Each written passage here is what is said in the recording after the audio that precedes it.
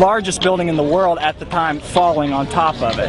Well, now, so let's talk about that. It's apples and oranges here. Okay. Sure. So there was some damage to Building 7. Absolutely, from Tower 1. And now NIST, do you know what NIST tells us about that damage from Tower 1 to Building 7? They say no significant factor at all. This building collapsed due to normal office fires. Yes, that's what they say. And in fact, the office fires, they say, were fully engulfed in the building, and yet we have no examples of large fires. 8 to 10 fairly small fires is what we have. The worst fires on video and photographic evidence. Yes, Richard. But most of those videos were in a safe zone, correct? We couldn't get a lot of video evidence around the other building. That side was engulfed in flames. Actually, and that's what the BBC documentary that debunked a lot of what you said had to say about that. We saw firefighters talking about that entire building was fully involved.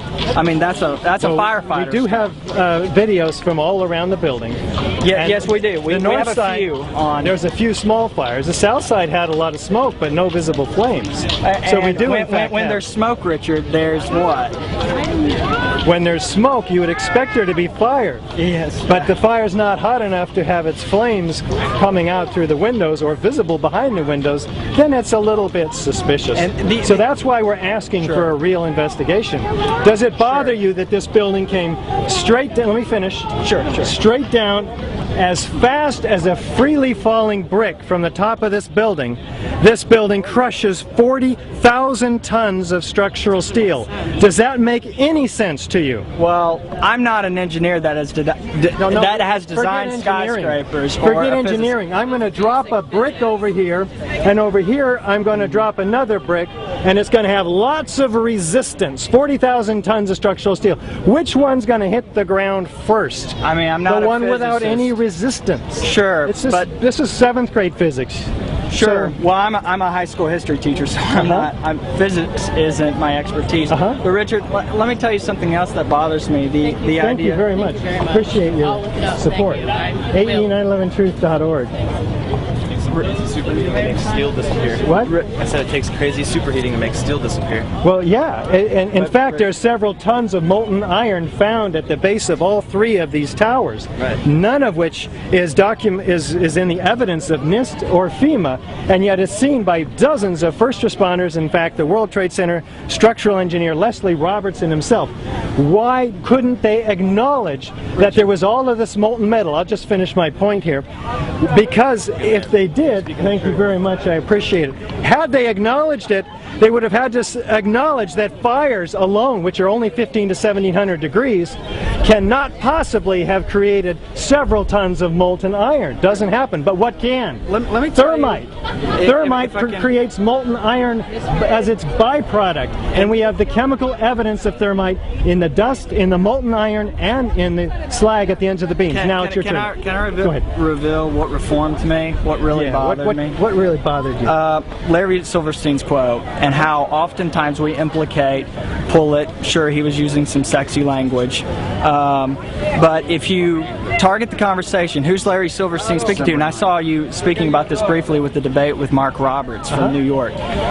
Who's he addressing then? And he makes it clear in that PBS documentary, he's talking to the firefighters. And if he says, and if you say that the firefighters are any way involved with the collapse of Building 7, you're in a dangerous position, my friend. It's Larry Silverstein who said that. I don't implicate them whatsoever. But he was having a conversation. He was having a conversation with the firefighters. Well, let's tell the viewers what we're talking about.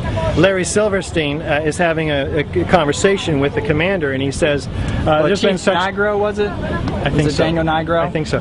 He says there has been such terrible loss of life. Maybe the smartest thing to do is pull it. And he said, and they pulled it, and we watched the building fall down. You're implicating the fire department in New York, an organization that lost 300 brothers in there. No, I'm not implicating them whatsoever. It's Mr. Silverstein who's implicated them. But who's he having the conversation with, Richard? Can you just tell me that? Chief Daniel Nigro, the bestest decision is for us. Yeah, but to firefighters don't pull buildings. They pull operations out. They weren't even in the building to fight the fire, though. That's the whole point. Exactly, and that's another thing, Richard. They weren't fighting the fire. They had given up. That's another thing there.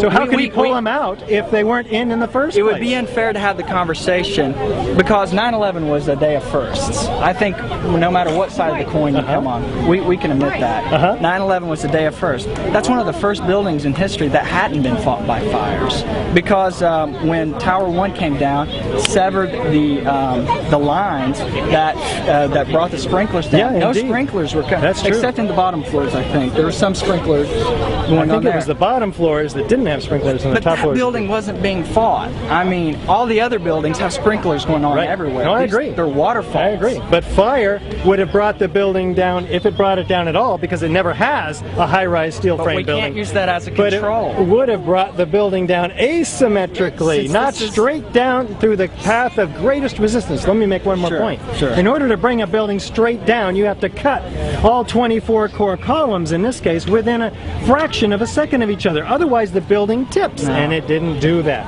It's great to meet you. I really appreciate talking to you. You mind if I get a picture of you, sir? No, because I mean, you got a camera? Right. All here. right, let's do it. Okay. And here we are, by coincidence, in Washington, D.C.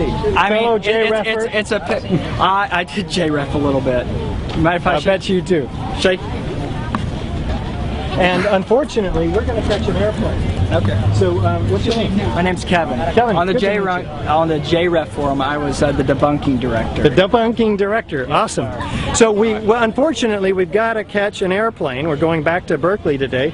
We've been speaking with the debunking director at the JREF forum in front of the White House.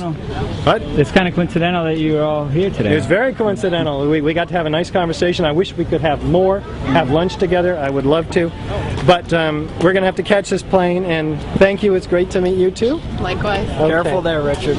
Thank you. All right. Thank you. You too, Kevin. So we'll catch the airplane and we'll keep going. Thank you. Bye-bye.